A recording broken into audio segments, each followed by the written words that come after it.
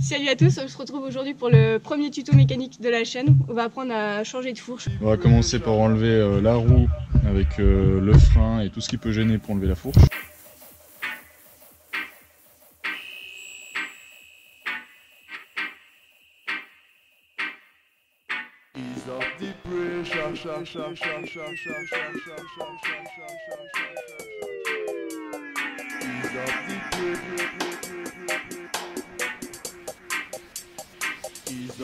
Ici le pivot est venu tout seul. Des fois ça force un petit peu parce que les cônes sont resserrés sur le pivot, alors coup de maillet. Voilà. On fait bien attention à l'ordre de montage. Alors voilà, pendant déjà que on va chercher des chiffons, on va en profiter, c'est pour regresser les roulements du jeu de direction. Comme ça on fait d'une pierre deux coups.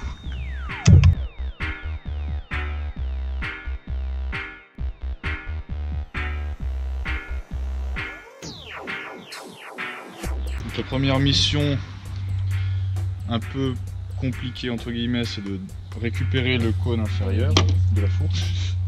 Donc pour ça on va prendre un tournevis plat. En général ça suffit, c'est pas serré super fort. Souvent sur les fourches il y a un petit tergot qui permet de glisser le tournevis dessous, comme ici. Il y a une toute petite encoignure. Voilà. Et petit à petit on enlève le cône. Alors ici c'est un pivot conique, mais c'est pareil sur les 1 pouce 1/8 ou 1 pouce 1/5 jusqu'en haut. Alors voilà, pour rentrer le cône sur la fourche, il faut trouver soit le tube du bon diamètre qui pose pile poil sur le cône, soit là, bon, on n'avait pas ça sur place ici, alors j'ai utilisé un jet de métal. Et puis il faut taper doucement avec le marteau tout autour et le rentrer le plus droit possible jusqu'au fond. Et là ça a fait.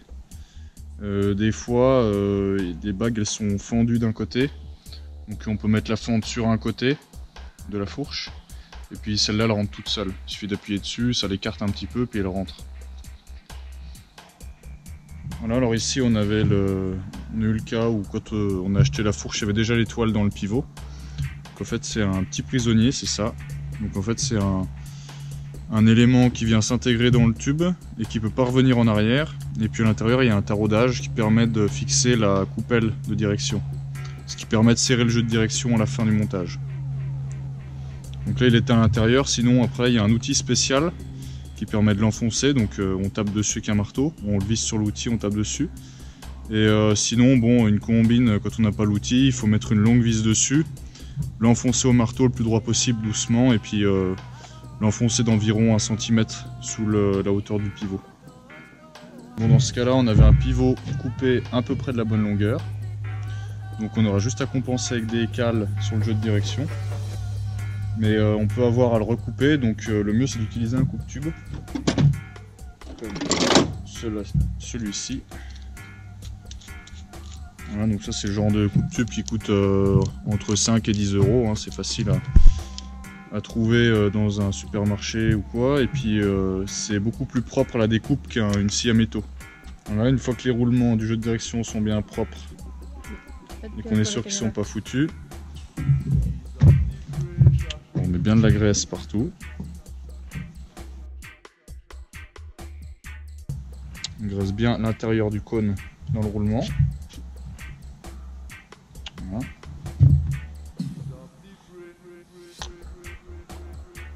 Pareil au-dessus.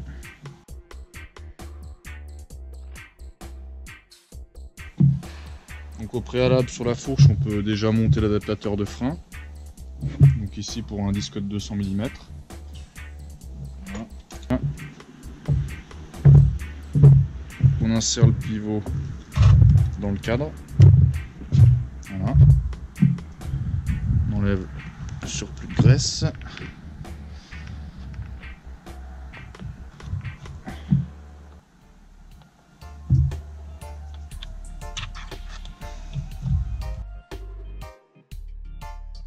Donc là, c'est le cône supérieur qui permet de serrer le pivot dans le roulement. Donc celui-là, il va dans ce sens-ci. Et on remet toutes les pièces du jeu de direction dans l'ordre où on les a démontées.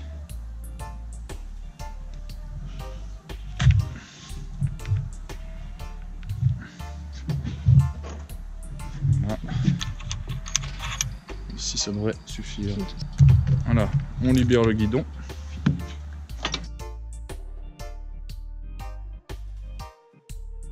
Donc là, on voit que il y aurait une bague en trop sur le jeu de direction. Ça prend pas la potence elle est beaucoup trop haute par rapport au pivot. Alors là, comme le pivot est à ras de la potence, on va mettre une bague ici pour rehausser le capot. Sinon il va appuyer directement sur le pivot et puis là, ça risque de servir à rien. Voilà. Donc déjà là, à ce niveau, la fourche elle tient toute seule maintenant. On remet en place l'étrier de frein.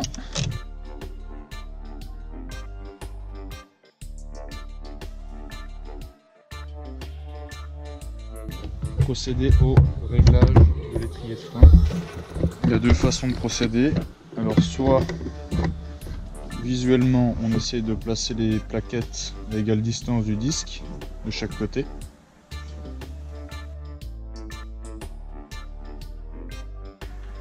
Voilà. Un petit essai de freinage.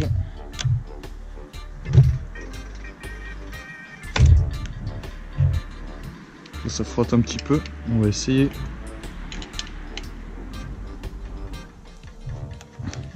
En faisant comme ça, on appuie sur la poignée de frein,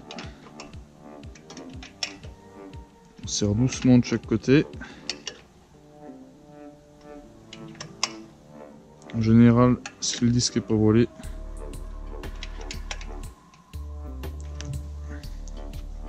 ça suffit pour bien centrer. Là c'est bon. Il ne reste plus qu'à serrer notre jeu de direction et ce sera fini.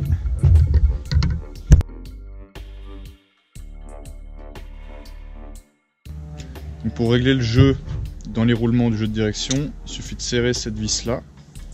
Donc il ne faut vraiment pas aller fort, il faut serrer un tout petit peu, genre quand on met la clé comme ça, on a peu de force, ça suffit en général. Donc là on voit qu'il n'y a plus de jeu.